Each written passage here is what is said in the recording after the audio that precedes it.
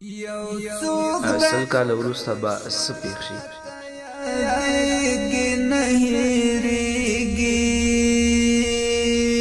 سل یا یو نیم سل کاله وروسته به ټول تر خاورو لاندې وي.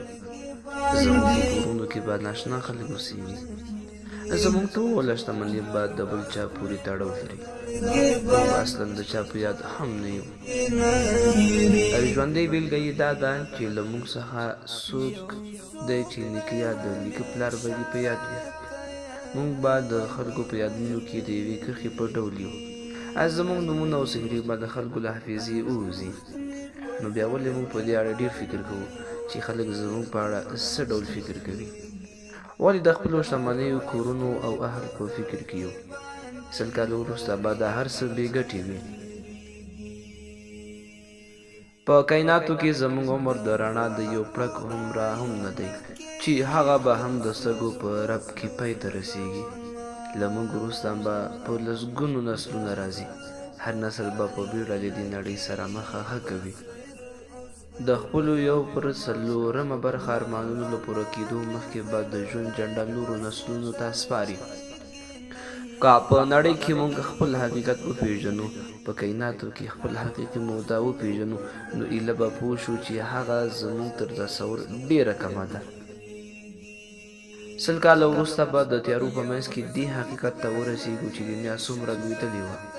د هغې په ډېرولو زموږ خوبونه څومره ناغولي وو. هلته به بیا د دې ارمان کوو چې کاشکې مو د نیکیو په ترسره کولو کې خپل ژوند تېر کړی وای. ګرانو وروڼو او خویندو، کله مو دا فکر کړی چې له موږ څخه مخکې میلیونونه انسانان راغلي او بیرته خاورو سره خاوري شوي دي؟ آیا په دې اړه مو فکر کړی چې زموږ نیکونه څه شول؟ څه شول هغه مشهور او نوموتي خلک چې نن په خاورو کې پراته دي؟ څه شول هغه ښه ځوانان چې نومونه یې د تاریخ په پاڼو کې لیکل شوي دي؟ آیا دا فکر مو کړی چې همداسې به یو ورځ موږ ته هم ناڅاپي مرګ راځي؟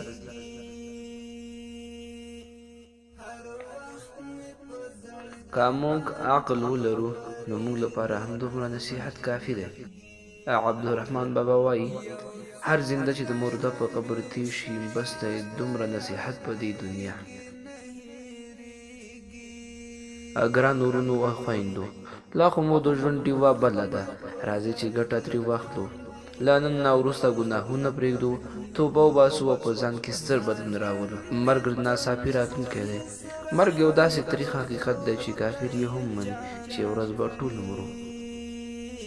دا پیغام د عبرت په خاطر نور ملګرو سره شریک کړئ.